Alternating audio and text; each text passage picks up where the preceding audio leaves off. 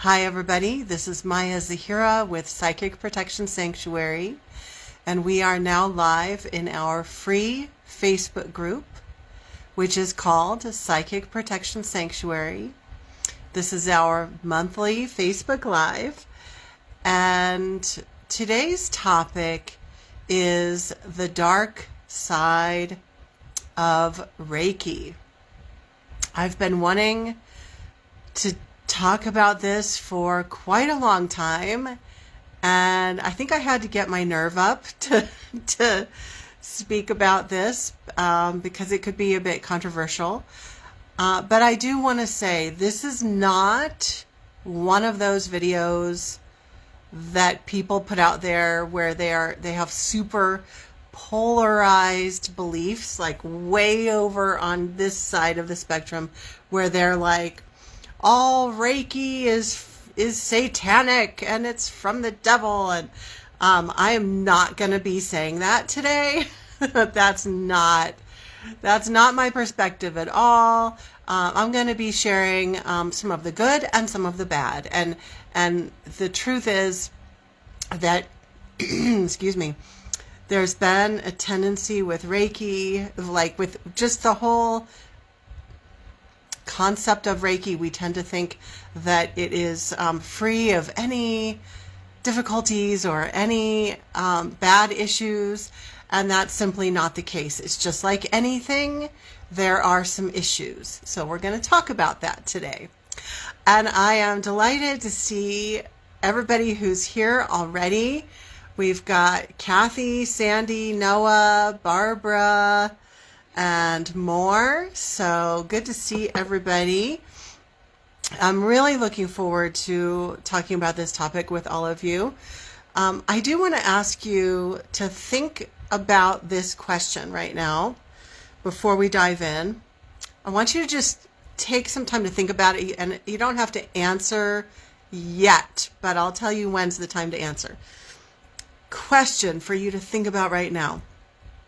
Have you had good experiences with Reiki, or have you had bad experiences with Reiki, or have you had mostly good and maybe one bad experience? Just kind of take a moment and do a self-evaluate. Just do like a personal evaluation. Some of you watching are Reiki teachers yourselves or Reiki practitioners. Some of you are not. Possibly some people watching may have no idea what Reiki is. So I'm going to take a moment in just a little bit to go back to basics and explain what it is in case there's anybody who's totally new to this. But before we go any further, I want to make a couple of announcements as quickly as possible. I don't want to spend too much time on this, and then we'll get into today's topic.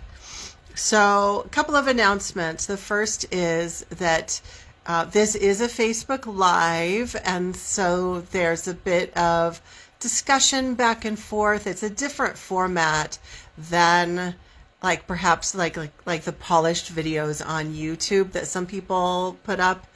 My intention is to not be creating that. We're just having a discussion together. And with that said, I want to give a shout out to those who are watching the replay later, perhaps on the YouTube channel. So if you're not already following my YouTube channel, I encourage you to do so, because there's a ton of free content on there. And that YouTube channel is called Psychic Protection Sanctuary.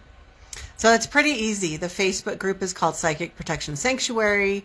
If you're watching somewhere else and you want to find our group so you can participate a little more actively, and the YouTube channel is also called Psychic Protection Sanctuary. And my website is also psychicprotectionsanctuary.com, and that's where you can find out all the different ways that you can work with me, from free offerings to donation-based, all the way up to my premium program if you want to work with me in a group and receive mentoring on how to master your own psychic protection, and you can even master your skills at psychic protection to the point where you can work with clients as well. So I think that's it. Oh, the only other announcement is that I have two more short announcements, and then I promise we'll get right into our topic.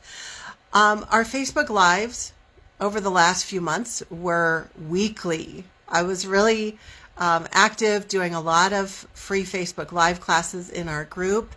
And I always try to listen to my inner guidance in all things. And a few days ago, I realized, ooh, we need to go back to once a month. One of the reasons is because I'm going to be working on my next book, and that takes a lot of time. And so I had to figure out how to create that time. But here's the thing. Sometimes less is more. And so when we're doing our free Facebook Live classes once a month, you're more likely to show up, either to show up live or to watch the replay rather than when we have it every week. Sometimes it's hard to keep up if you have a busy life. So less is more. And tonight's Facebook Live is a great example that this is a very hot topic, and I'm sure you're going to get a lot of food for thought. So if you've had this on your calendar, if you have reminders set, shift it and change your calendar. Rather, instead of once a week on Tuesdays at 5:30 Pacific, it is going to take, the Facebook Live will instead take place on the first Tuesday of every month, same time as before, 5:30 Pacific, 7:30 Central. Adjust to your time zone. The final thing that I want to say in the announcements is that if you have been wanting to work with me, I really encourage you to not put it off. I've been talking with several people lately who are saying, well, I really want to work with you, Maya. I really want to join your Spiritual Empowerment Academy, but I'll do it later. And I totally understand that there are a lot of reasons why you might feel like you need to do it later.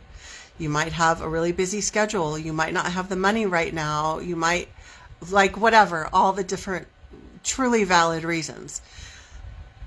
But I just want to say,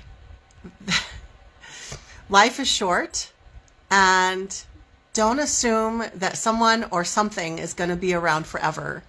So if you're wanting to work with me, don't put it off and figure out a way. Like, if you really know that you want to do it. If you aren't really sure, or you don't think that the Academy is right for you, that's fine. Like, keep enjoying all of the free content. That's what this free content is here for. It's for you to learn from. But if you feel like you want to work with me, don't keep putting it off, okay? I don't want you to miss out on an opportunity.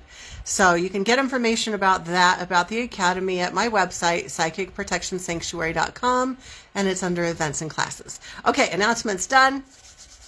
Ta-da. Now it's time to jump into our topic for today. Where's everybody joining from? We've got Alicia from Virginia, Jessica. I've got my granny glasses ready, my crazy granny glasses, because I can't read the screen when there's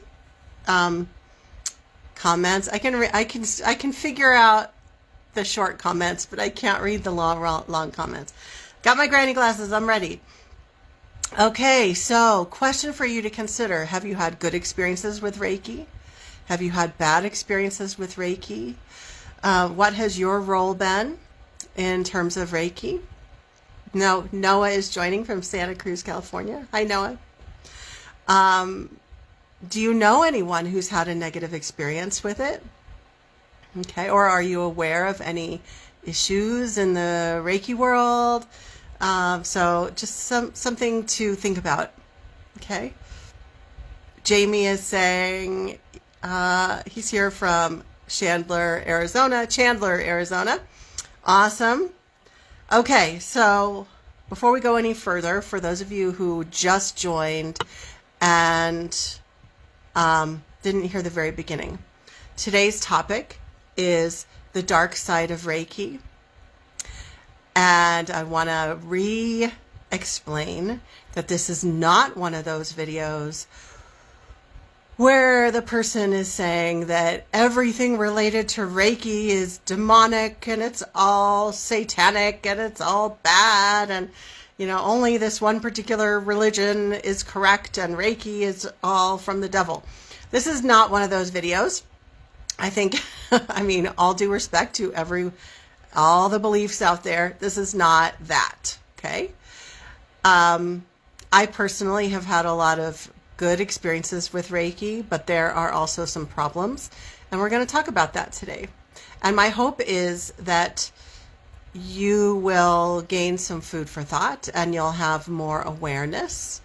And my hope especially is that those who are Reiki practitioners, Reiki teachers, will have more of an awareness of what else might be going on in their Reiki community.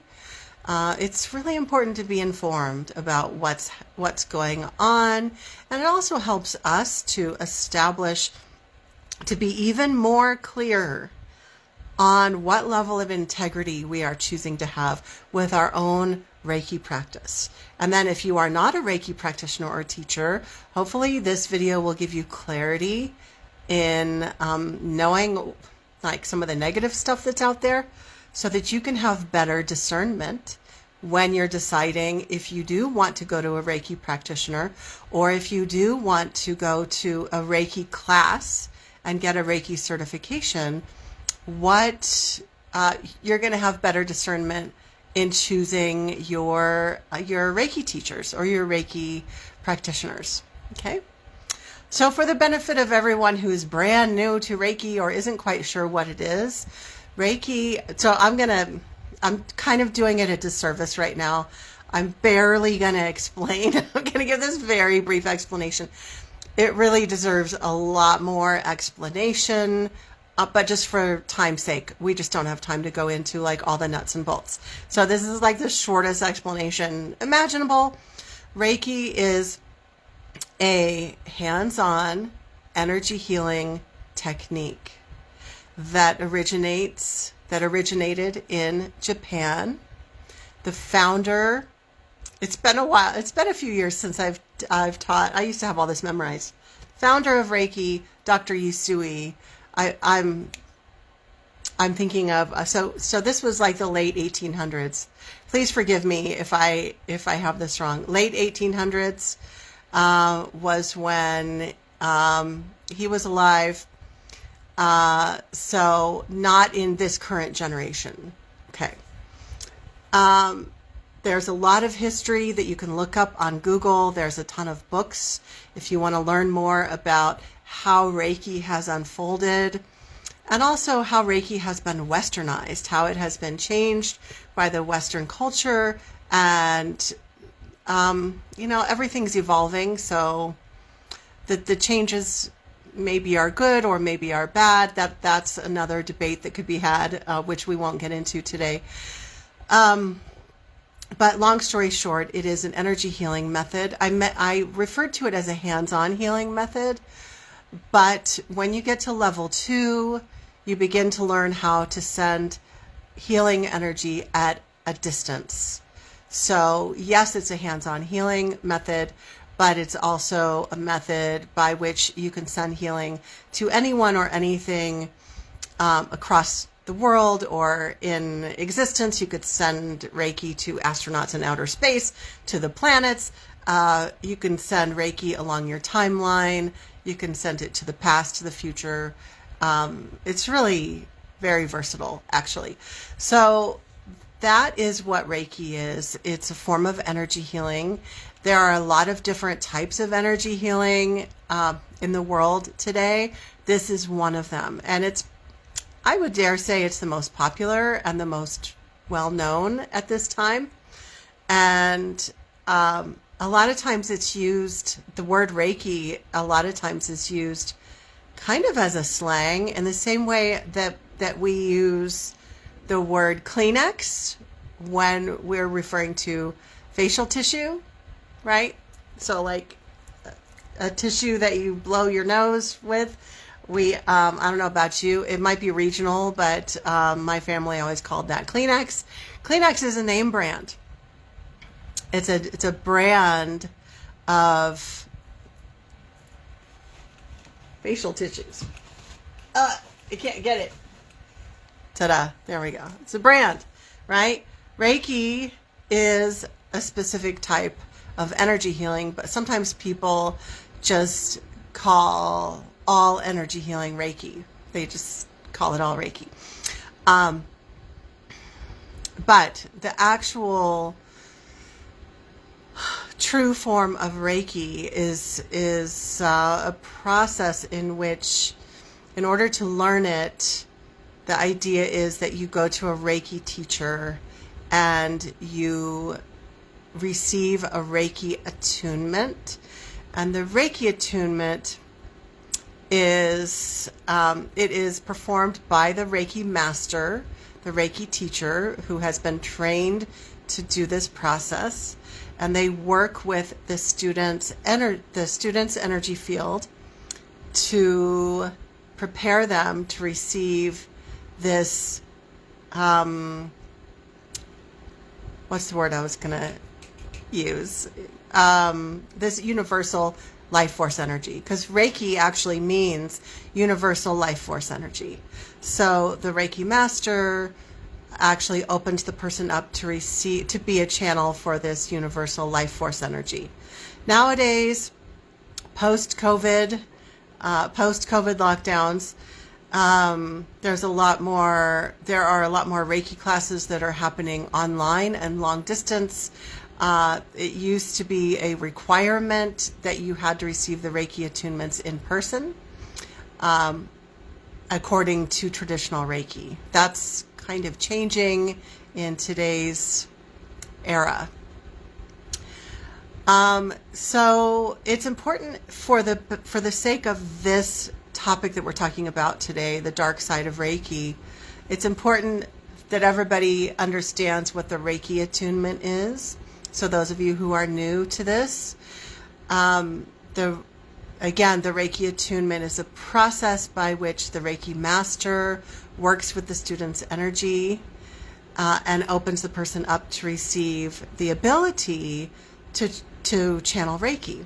So then after the attunement, the individual is then able to perform Reiki and channel this life force energy, universal life force energy, through the crown of their crown chakra, crown of their head, through their energy field and out the palms of their hands. So that is what the Reiki attunement is. Once they're attuned, they have the ability to do Reiki for the rest of their life. They don't have to have it renewed, like Reiki attunement renewals or anything like that. I want to take a minute and just tell about my own history with Reiki, and then we're going to get into how I started to become more aware of these negative issues within the field of Reiki. And then I'm going to talk about the 3 types of issues that I have noticed. And I think that part will be super informative so that you'll know what to watch for in your own Reiki involvements. So my own history with Reiki. I began studying Reiki way back before it was even popular. So this was way back in 1997. I got my first Reiki attunement. I had to really look around to find a Reiki master who would attune. I had to find a Reiki master. This, again, it wasn't like it is now where there's Reiki people everywhere. So I got my Reiki 1 attunement, and then in that same year, I got my Reiki 2 attunement, and then it was a year or 2 later that I then moved forward into fulfilling the Reiki master requirements, and that was all in Usui Reiki. So again, remember the founder of Reiki, the original founder of Reiki was Dr. Usui in Japan. Just on a side note, I didn't mention this before, but between then and now, especially in the last 15 years, there have been lots of offshoots of Reiki, like new forms of energy healing that people are calling Reiki, but that are not actually from the original founder. So in my opinion, a lot of people are using the word Reiki kind of as a marketing thing because it might be an energy healing modality, but it really has very little to do with the form of energy healing called Reiki that was originated by Dr. Usui.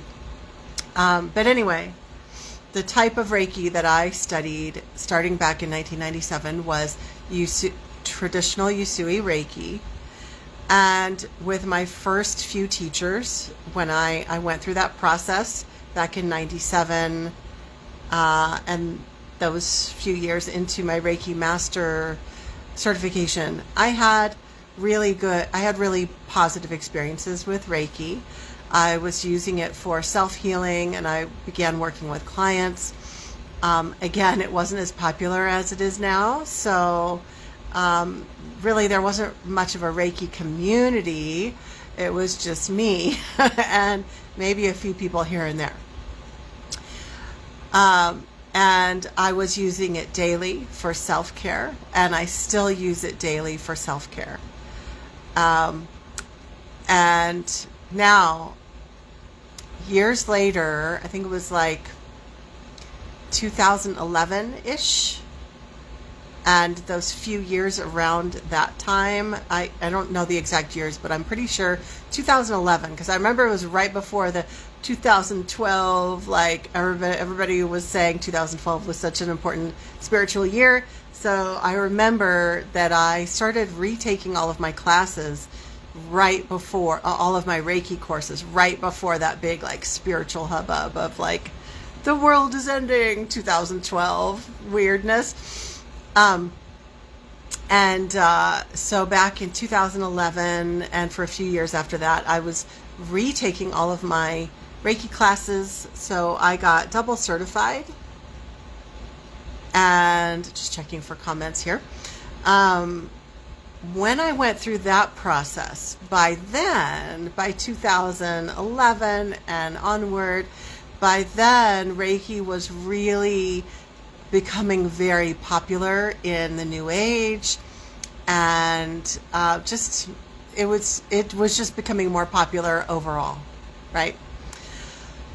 And as it was integrating into various aspects of humanity, all of that humanity was then also reflecting back into Reiki.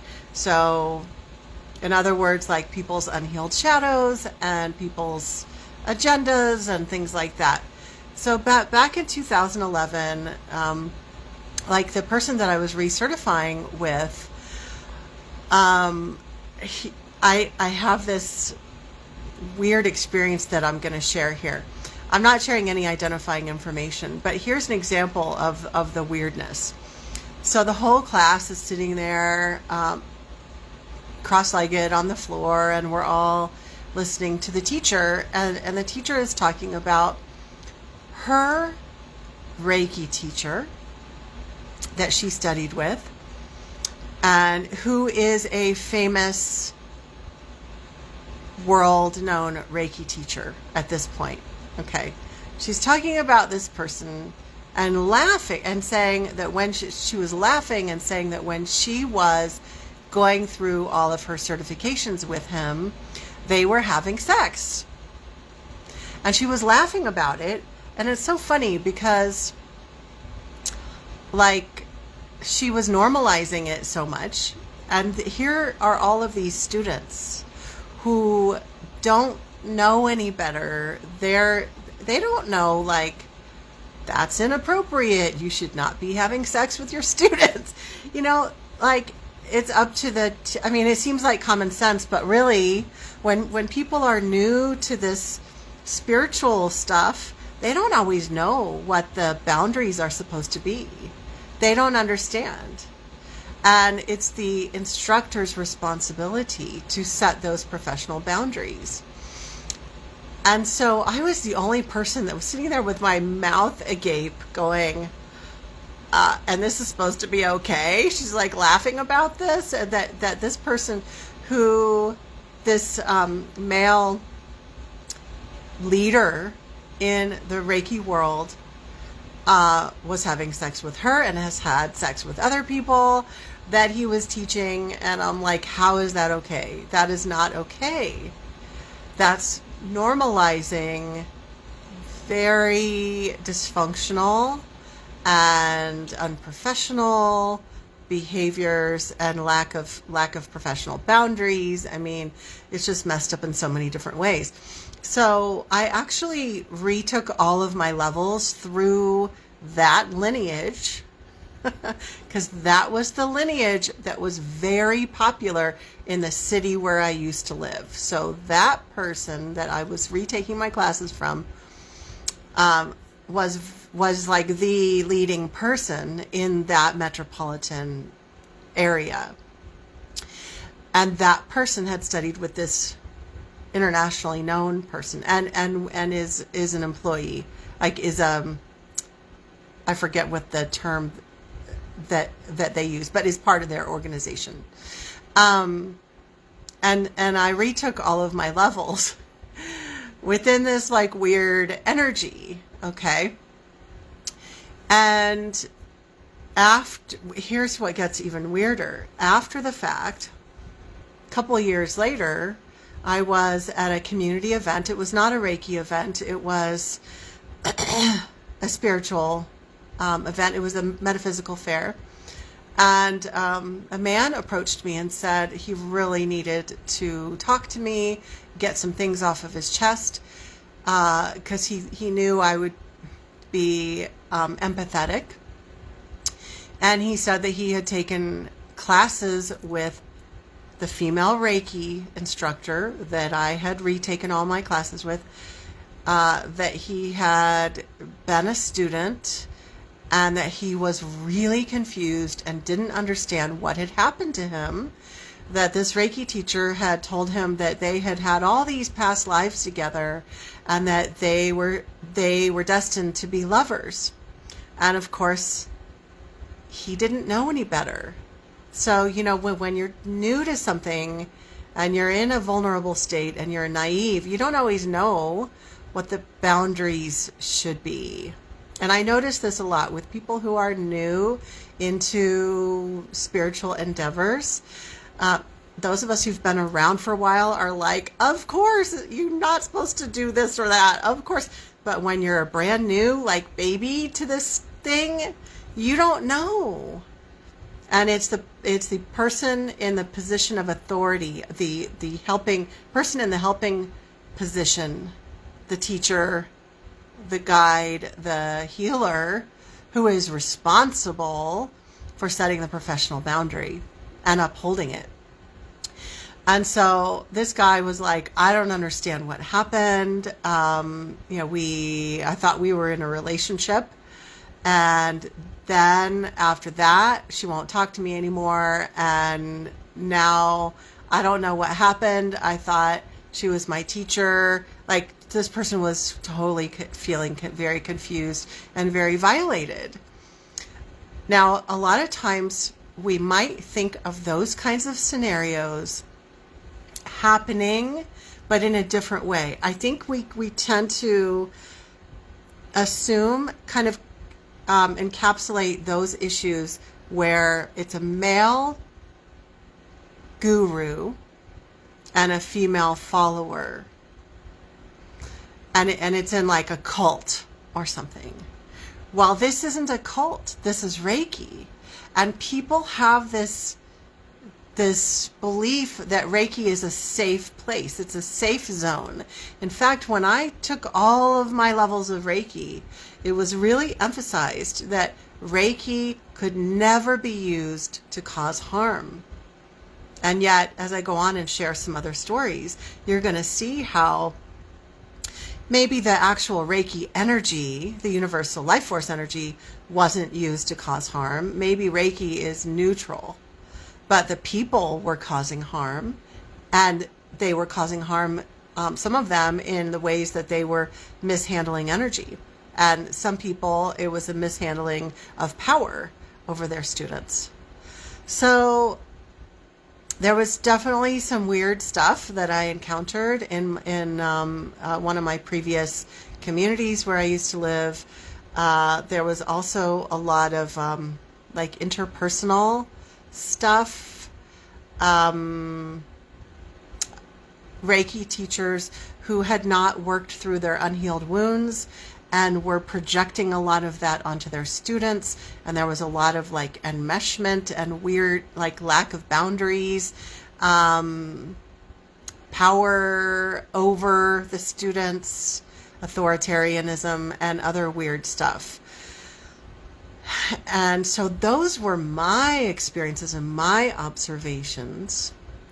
And then back in 2016, 2017, that's where I shifted my focus, because I used to be very focused in my spiritual business. I was very focused on teaching Reiki. I was teaching a lot of Reiki classes, putting on retreats, and doing a lot of Reiki sessions, and so I was very involved in that world. And then in 2016, 2017, I shifted my focus. I was still doing some of the old stuff, but my focus shifted to specifically helping people who were having psychic protection issues. And so as I shifted to that focus, and I was thinking I was going to be helping people who had entity attachments and psychic attack issues. And that was true, but this other side thing happened that was very unexpected. And it was that I started getting, this was in a city where I used to live, I started getting a lot of clients, a lot of one-on-one clients who were coming out to my house for sessions. I started getting a lot of clients who were escaping from Reiki practitioners, Reiki teachers who were very dark. So this is aside from my own person that I did my second certifications with. These were like other people in the community. And my mind was like blown at the level of stuff that I was finding out about. Now, obviously, I can't share everyone's private stories that they have shared with me during sessions. And so I'm going to just talk about themes here. One of the themes that I started to see was people who were putting themselves forth as a Reiki practitioner, but yet they were actually a practitioner of the dark arts, and they were working with demonic energies. They were doing things to control their students. I mean, it was getting weird. Like, there was a Reiki teacher who was hooking in to her students and sending them telepathic messages without their consent, psychically attacking them. I mean, it was weird. And this is a female Reiki practitioner who promotes herself as an angel person. And this is where we see weird inversions. The dark forces use inversions. They will take something that is supposed to be positive and flip it. So people will think that they are safe. They let their guard down. Like, I used to do this. I used to walk into, whether it was a Reiki event or some other spiritual event, I would like drop all my defenses, and I would walk into an event with like the most open heart imaginable without any, I would like check my discernment at the door, which, you know, that's common. Like, I used to do that years ago. And so people think that it's a safe place. Like, if you're going to be safe anywhere, it would be at a Reiki circle, for example. No, it depends. If the leader of the Reiki circle is on top of things and knows how to keep the energy clean and clear, and they are a person of integrity, themselves, and they're not hooking into their students or their clients, and they know how to keep the energy clean and clear in the space, and they are not allowing people to attend the Reiki circle who are under the influence of mind-altering substances. Like, there's all these factors. Anyway, I'm kind of going all over the place. I want to read Gail's comment, and then I'll get into some other stories, and then we'll get into the 3 types of recurring issues that I've seen. Okay. I know my glasses are crazy. Gail says, yes, it can be misused with the wrong person doing it, and I have learned you can absorb their energy that you don't want. Exactly. I will open it up for stories in just a little bit. So just thanks for reminding me of that, Gail. We're going to open it up to a little bit of sharing in a bit, and I will let you know when that is. Hi, Keisha. It's good to see you. When you get a chance, go back and listen from the beginning. I know you're a busy lady. Okay, so another pattern that I was seeing with my client stories back when I was working with clients in person in the city where I used to live, and then even after I moved away and I was working with people all over the world. When I was working with people all over the world, I started to see this other pattern, and it was that people would trustingly go to a Reiki class, and they would think that this is a safe place to go, and then the teacher, this is not all teachers, these are certain Reiki teachers of low integrity, okay? Because there's a lot of high integrity teachers. These teachers in these situations during the Reiki attunement would actually hook into their students' energy field and feed off of their life force energy. And I'm going to say that again because it's like mind-blowing. These low integrity Reiki teachers during the Reiki attunement would hook into their students, literally hook in energy cords and feed off of the students' life force energy. And some of these students were seriously harmed.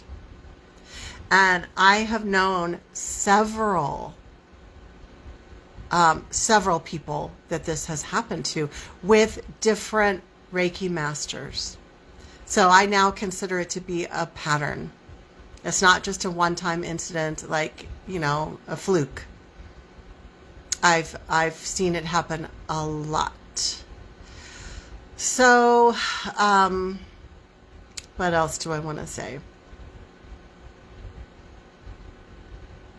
So then, the student thinks that they're going to have this beneficial experience, and then it ends up being harmful. So their energy is taken from them. Sometimes they would get sick afterwards. And yes, sometimes the Reiki attunement can actually bring on a detox effect. That is something that can happen, because even in a proper, correct Reiki attunement, the person's energy, their vibration is going to go up as they bring in this universal life force energy. And so it can cause some detox. And that is an actual thing, that it's a positive thing that's happening. A little bit of emotional or physical detox can happen. But that's not what I'm speaking of. I'm speaking of a negative experience in which the Reiki master would hook in and mess with the person's... So the person would hook in, feed off of their life force energy, or hook in order to manipulate the person. And usually the manipulation would be either to control that person to keep coming back for sessions. So it was to hook in and keep that person dependent upon them so they could keep getting paid by that client. So it was about money. Or the Reiki master would hook in to the person because they felt attracted to them. They would hook into their energy field and then send sexual urges to the person, so the person would think that those urges were their own, and then the client, the student, would then think that they were freely choosing to have a sexual relationship with their Reiki master, when in actuality the Reiki master was manipulating the person's energy. So they might have thought that it was a decision that they were making of their own free will, but no, they were being controlled by the person who had more power over them. So this issue is larger than just Reiki. I've worked with a lot of students and clients over the years who have had a variety of different teachers, yoga teachers who were doing this sort of thing, gurus, other types of spiritual guides and teachers. So it's not just Reiki. But the point is that there has been this belief, and I was taught this. It was very emphasized when I was going through my second, my certification levels a second time with the organization that was very dysfunctional. It was very interesting how much they emphasized that Reiki is safe and it can never be used to cause harm. That it was emphasized like, oh, it's impossible to do anything bad.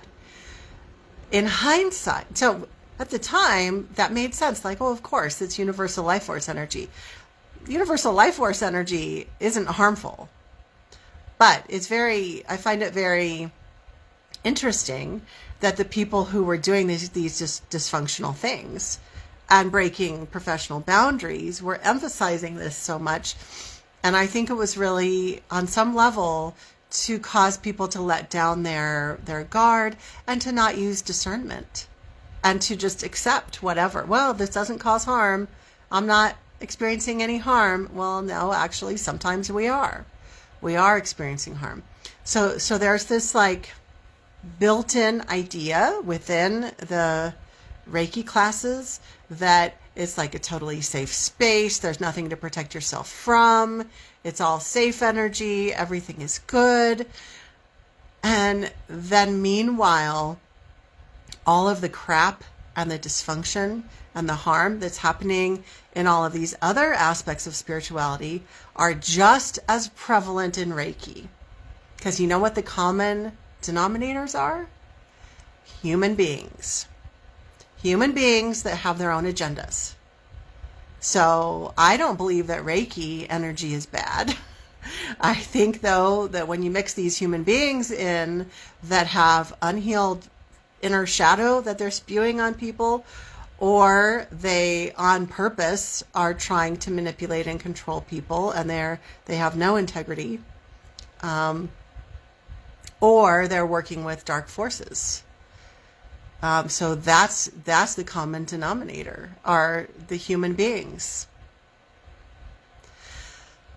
So again, I don't think there's anything wrong with Reiki energy, but there's this built-in teaching that it's all safe. Everything about Reiki is safe. And then what happens is that people let their guard down. They don't realize that they need to be using discernment, and then they end up getting hurt because they didn't see it coming. Because it's just like when people go to church, like if they're in a vulnerable place in their life and they're like, oh, I'm going through a serious illness, or my marriage just broke up, or whatever, and so they're having this dark night of the soul. So maybe they decide to learn about spiritual stuff like Reiki, or maybe they decide to join a more traditional church. This happens a lot in churches too. People they assume that that's a safe zone, that the church, that's a safe zone. I don't have to protect myself from anything. It's a safe place. I can just, there's no predators there. It's church. It's a holy place. But actually, the truth is that churches and spiritual circles and Reiki Reiki groups and all the spiritual stuff and all the religion stuff, it's all heavily targeted by predators, because predators are smart. Most of them, not all of them. Some of them are really dumb. Predators are smart. They know where the people are who are letting their guard down. They know where the people are who are in vulnerable positions. They know that, oh, there's a lot of easy targets in this group, in this population of people, in this group of people, because these are all people who are like going through a dark night of the soul and going through these life transitions, and they're very vulnerable, and they're seeking help, and some of them are feeling very desperate, and so this is where that predator is going to hang out. Okay, so if you've ever been taken advantage of by anybody in the spiritual world or in the religion world or specifically in the Reiki world, please don't beat yourself up. Please, please, please, please, please. I see people beating themselves up, and it makes me sad, because I have seen all of the stories behind the scenes, and I know this pattern that people you don't know what you don't know until you know it.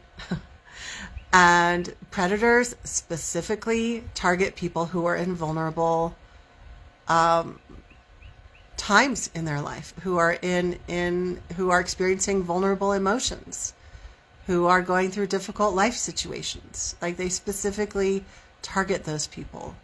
So whether you've had a negative experience in Reiki or some other area,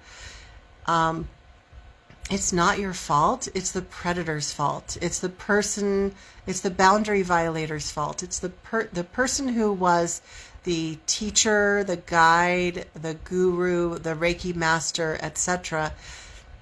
They are responsible for holding the level of integrity. And if they have not done that, that is on them. And so why am I even doing this video? It's to help inform you so that you will know what kinds of things to look out for. And I'm going to talk about these three types of patterns in just a moment. You'll know what kinds of patterns to look out for so that you hopefully won't get pulled in. Okay? Because once you have the information, now you can do something with it. All right? Let me see if we have any comments coming through. All right. Yes, ma'am. You have to ask a lot of questions if you want to proceed. Oh my God, there is a church hurt. I got to put on my glasses. There is a church hurt that I know firsthand, so smart that it can be evil. Took a lot of years to say nothing that happened was my fault. That was Gail. Yeah, absolutely. Okay, so if you're a note taker, I'm going to go over 3 things, and it's very easy to forget things. Like, you're going to go on with the rest of your day and maybe not remember all of this. And so it would be really good to grab pen and paper and just jot down a few words. Okay. And if you're a Reiki master, if you're a Reiki teacher yourself, these are things that perhaps you could teach your students, especially if you're teaching future Reiki masters. That I'm not currently teaching Reiki at this time currently, but when I was seeing how important it was at that time to teach. It seems obvious, and I'm rolling my eyes right now, but to teach new Reiki masters how to be in integrity.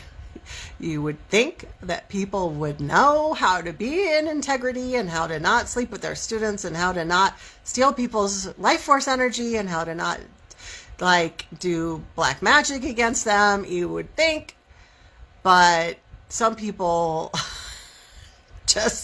it's not innate knowledge for them. So if you are someone who trains Reiki masters, I'm not here to tell you what to do, but I just think it's really important to cover some of this with those people that you are preparing for going out into the world and being Reiki masters themselves. Okay, these are the 3 types of reoccurring issues that I have seen over the years. Now also remember, we're speaking in this video about Reiki, but these issues really apply to all aspects of the spiritual community.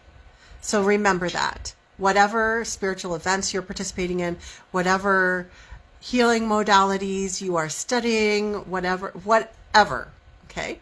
But today we're talking about Reiki. 3 types of reoccurring issues that I have definitely seen in the field of Reiki.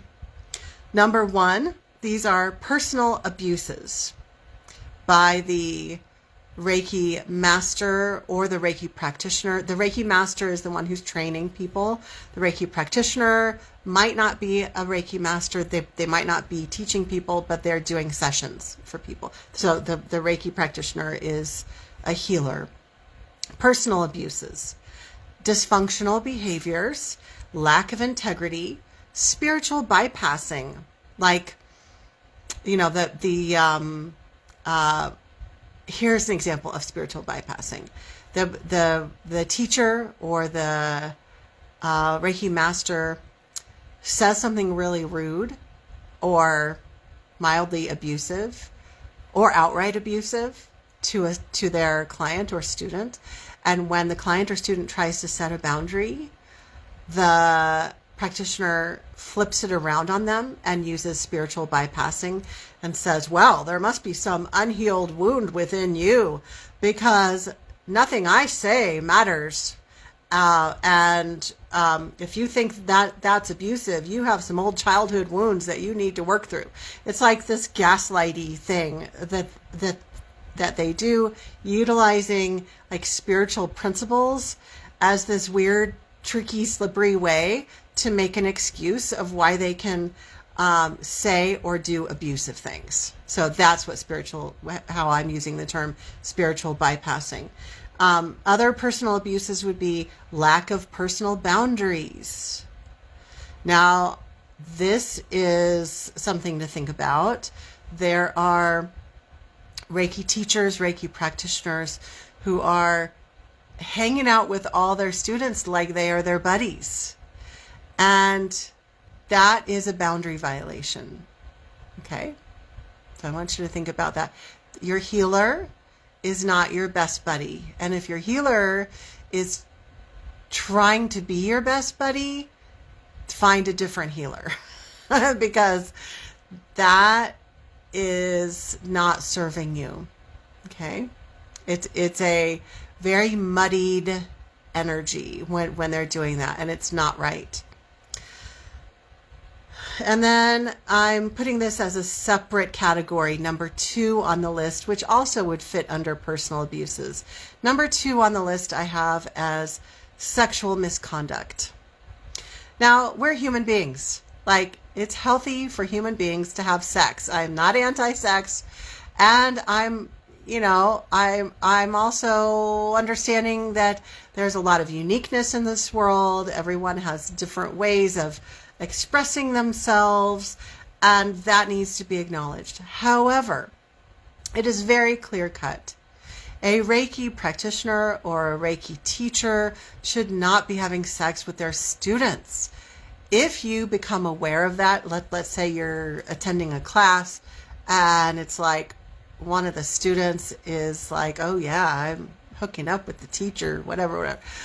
That is all you need to know. Like, that teacher, it's the teacher's responsibility. Yeah, the person, whatever, but the teacher, male, female, any gender, this can happen with any gender of Reiki teacher or Reiki practitioner. If they are engaging in that, it's unprofessional and it is misconduct. It shouldn't be happening. It creates all sorts of confusion and it creates all sorts of confusion for the students, for the clients, and it creates a weird relationship. Like the person has come to the Reiki healer or the Reiki master for the benefit of mentoring or healing. And then if the practitioner or the teacher is so focused on their own agenda, like I'm attracted to this client or this student, and they just like their focus is not on helping heal or teach the client or the student. It's on getting their rocks off. That's not the kind of person I would want to work with. So number 2 on the list is sexual misconduct. Okay. Number 3 on the list, this is where it gets really weird and goes into the twilight zone. And believe me, I've seen some weird stuff. And this is where it gets into even paranormal stuff. So these spiritual abuses might include literally hooking in to a client or a student either during the Reiki attunement or during a session. And there's typically 3 reasons why they might hook in. The first would be to suck life force energy from the person so that the practitioner or the Reiki master can achieve more and more power. And that sounds weird, but I've seen it happen a lot. Like the person is like on this ego trip, like collecting more and more spiritual power. It's super weird. And so it's like reverse Reiki. It's not Reiki. It's like energy being sucked up. The second reason why the practitioner or Reiki master might hook in to the person's energy is to send energy of sexual urges or manipulation. Okay. So because they want to sleep with the student. Okay. And the third reason why they might hook in is to send manipulating energies to hook that person in to become codependent, to become totally dependent upon them, so they will keep giving them money. So it's more of a greed, money thing that's driving that. Let's see if I've left anything out. So the spiritual abuses, I'm not going to go totally into this today, but the spiritual abuses can go really way off the deep end and get super weird, where the practitioner, whether it's a Reiki practitioner or other kind of practitioner, might also be intentionally working with dark forces. So they've put up their shingle that they are like this wonderful Reiki practitioner or an angel healer or an angel psychic or a whatever this like really positive sounding thing is, and it's a ruse, because the person is actually working with either demonic or some other type of dark forces. And so it's like this illusion. It draws the person in, it draws the clients, the students in, and then it gets super weird, where the students and the clients are not only having experiences of the personal abuses, maybe even the major boundary violations, sexual misconduct, but also where then the clients start to come under psychic attack and or entity attack. So the psychic attack might be like if they start to speak up about the Reiki master or the guru or the healer or whatever, if they start to speak up against that person, like, hey, I think something's wrong, then the person might come under attack. I've seen several instances where the so-called angel Reiki healer is astral traveling to the person at night and attacking them at night, and during the day they're hooking in and connecting with them telepathically and shouting all sorts of horrible things into their head. And then there are other situations where, rather than it being like the astral travel personal psychic attack, it's more of that dark healer, they're not a healer, but healer in air quotes, the dark healer or the dark shaman or the dark Reiki person sends their dark entities to attack the person. And it gets super weird and very supernatural. And the person, it's like beyond a horror movie. And the main way that I've helped people in those situations is that they thought they were going crazy. Because, like, who would even believe that that's happening? Like, this is a very well-respected Reiki person or angel psychic or whatever. And everybody thinks this person is great. And meanwhile, this person is being terrorized by that well-regarded individual. And so one of the ways that I have helped people is to help them see what was really happening, and then also helping them to helping them to learn the skills to clear the issue so they will no longer be attacked. And so the Reiki master or the other whatever type of healer they are will not be hooked into their energy anymore. So it definitely gets super weird. Okay, so now, does anybody have any questions? Does anybody have any stories? And keep in mind that if you share a really long story, I'm actually not able to see all of it. So like a couple sentences, like brief synopsis. Do you want to share anything? Is there anything that, like any types of experiences that I didn't share that, even if you don't want to share your personal story, maybe you feel that that's private, but it's up to you. But just know that there might be someone else out there having an experience similar to yours. And if we haven't touched on it yet, maybe it would be important to share, like that this or that type of thing could happen. So feel free to share if you have any stories. And I apologize. Facebook is just not nice to me, because now I'm seeing all these comments, and I apologize that I'm not able to see all of it. So if I've missed your comment, please forgive me. Noah says, I have to take off. However, thank you, Maya. This is a great class.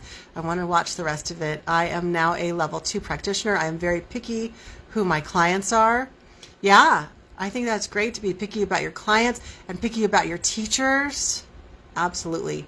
I happen to know some very high integrity Reiki teachers. So I'm here in Arizona, and a few in some other cities. So I might be able to help recommend. Stephanie says, recurring issues notes. Oh, okay.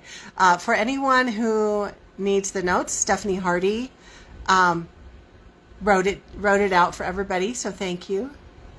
Okay, Lauren.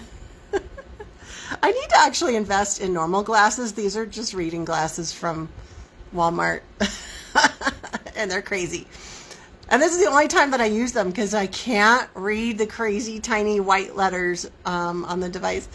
So Lauren says, a spiritual teacher I spoke with once told me that the Reiki attunement itself is bad because it creates an energy cord, a hook, to the person getting the attunement, to the guru that created Reiki, who is now dead on the other side, obviously, and it gives him power on the other side. She told me it's okay to keep doing Reiki, but she said not to use the symbols to be safe. I didn't know what to make of this, but I'm thinking maybe this woman just had a bad experience.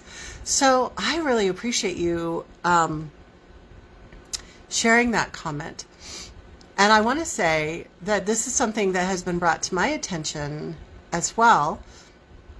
And just so you guys know, when I speak up powerfully about something, I'm like, this is a thing and this is a thing. It's because I know it for sure. Like, I feel very strong conviction, and or I've seen numerous examples of it. So when I get all fired up, that's because of that. When I'm still in a discernment process about something, I will tend to be a little more wishy-washy, like, I'm not sure. And so, Lauren, you've brought up some really interesting things, and I'm literally in my own discernment process about the things that you shared. So I'm not going to give a definitive answer at this point as to what I think, but as I'm always telling everybody, use your own discernment. So if somebody feels really drawn to learn Reiki, then absolutely go ahead. And if you feel like maybe it's not right for you, then do something else. It's always important to follow your own inner guidance. And, you know, here's another weird thing. So this is not necessarily exactly what you were saying where the founder is hooked in, but I did feel like the energy from the Reiki master, when I took all of my levels a second time, I felt like that person was not, I felt like that Reiki master was not coming from a good place. And I felt like, because they were not a person of integrity, in my opinion, I felt that the attunement process, and now this is years later, it's 2023 now, and I had these attunements from this person in 2011 and 12, maybe 13, as I did several classes with them. I felt that it was continuing, that it enabled that person to still access my energy. And so I can't remember how long ago it was, a few months ago, I did a process by myself where I removed that person's Reiki attunements. And I'm still Reiki attuned because I had a wonderful first Reiki teacher, an elderly woman who has passed away many years ago. And I'm smiling because I can just feel her loving grandmotherly energy even now. So I still had all of my initial round of Reiki attunements. So I was lucky in that I already had that. And it was when I double certified that I felt like that was not good energy. And so I think we're all sovereign over our own energy. I didn't feel like I needed to go to someone to have that removed. I did it myself. And I just followed my inner guidance and went through a process of removing those attunements because I felt like it continued on some level to give that person access to my energy, because I don't feel that this is a person of integrity. And I didn't, I'm all about getting my energy clean and clear. I didn't want any chance of anybody manipulating or doing anything. So I know that's not exactly what you were talking about, but it reminded me of that. Gotta put the crazy glasses on again.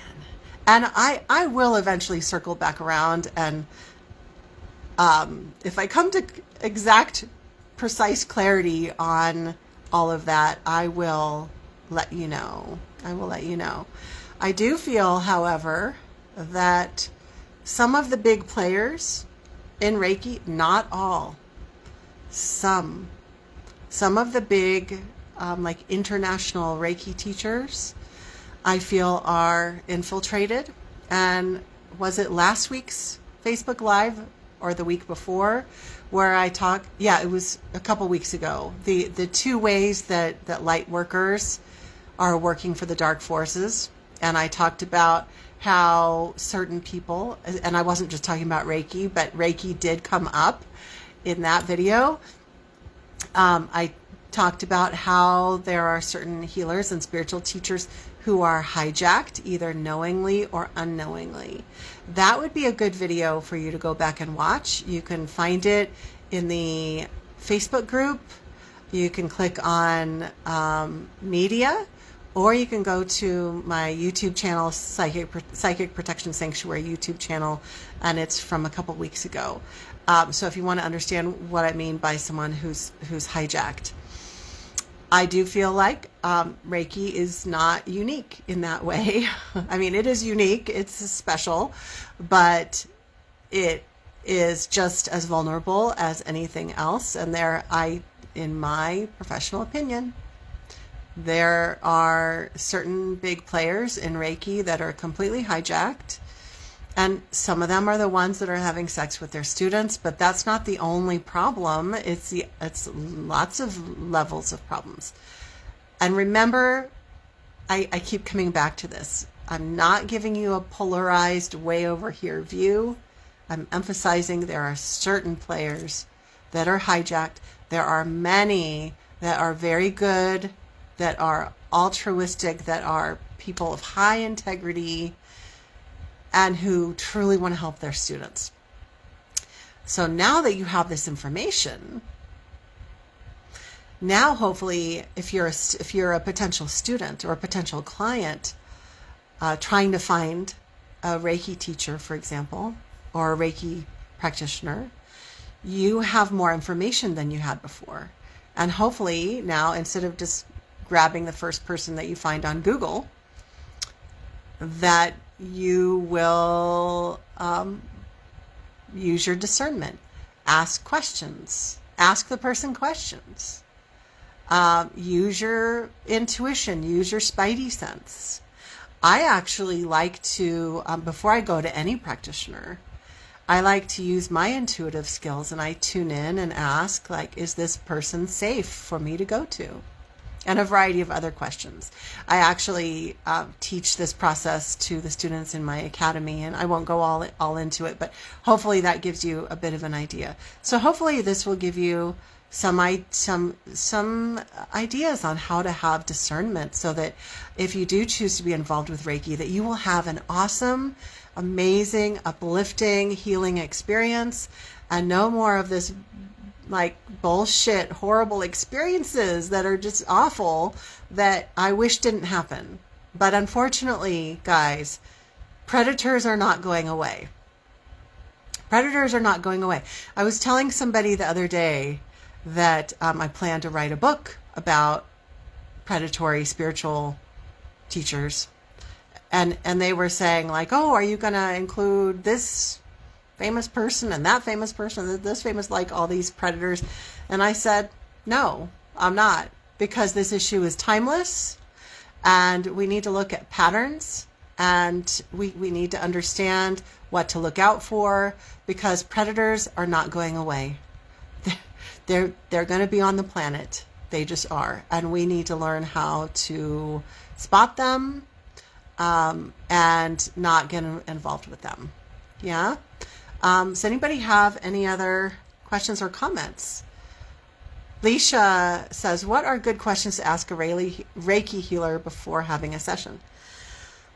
Well, it's actually kind of tough, because you can't really ask them, you don't have sex with your students, do you? Like, or are you a person of integrity? Like, they might just lie to your face. But you could ask basic questions like, how long have you been a Reiki practitioner? Where did you study? Some of these things might be on their website. But again, some of the basic questions aren't going to tell you if they're a predator or not. And honestly, I don't think there are any questions that you can ask that will tell you if they're a predator. Because if they are a predator and you ask a very pointed question, they are not going to tell you the truth. So I think the key is, yes, you should know something about who you're going to study with. You should know who your practitioner is. Don't just go blindly to somebody. Find out on their website or ask them like the basic questions. But when it comes down to the predator stuff or the low integrity stuff, I think this is where it's really important to build your personal discernment. This is something that I teach in Spiritual Empowerment Academy, but also there are tons of resources on developing your discernment and your psychic skills. So you could teach yourself. It's a little easier when you have a mentor, but there's a lot of ways that you could go about developing your discernment. I think that's the key, Because I think what you're asking is like, how do you ask the right questions so you don't go to someone who's not good? Ask your basic questions and then listen to your inner guidance. If you get a funny feeling, then listen to that. You don't even have to know what the funny feeling is about. If you just have a funny feeling, that's enough to tell you that's not the right person. Also, it could be good if you go to a practitioner or a teacher who has been referred to you by a friend. If a friend had a good experience with them, now that doesn't mean that they're not a predator. Maybe the person had a good experience, but they didn't see the bad stuff. So, but it's still better than going in blindly. So if you have a reference from a friend, that could be helpful. Yeah. And Jamie says, great comment. Yeah. Okay, let me check my device. We're almost done. Okay, here's all these comments that I didn't see. Darn Facebook. I have a love-hate relationship with Facebook. See, I can't see all of it now. Lauren says, oh, interesting that you have heard of this too, Maya. Yes, I have. Yeah, I'm still looking into it. Yeah, thank you, Lauren. Jamie says, I'm a very, very proficient energy healer, and this is a great subject to discuss. This content has shed a lot of light on the subject. Love this. Smiley face. Yeah, this is important for all healers. It's important for all healers.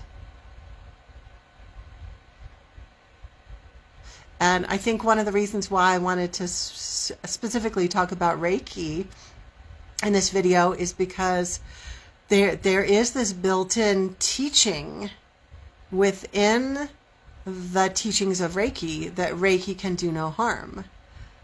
And so I think that teaching causes people to let their guard down and leave their discernment at the door. And I totally get it.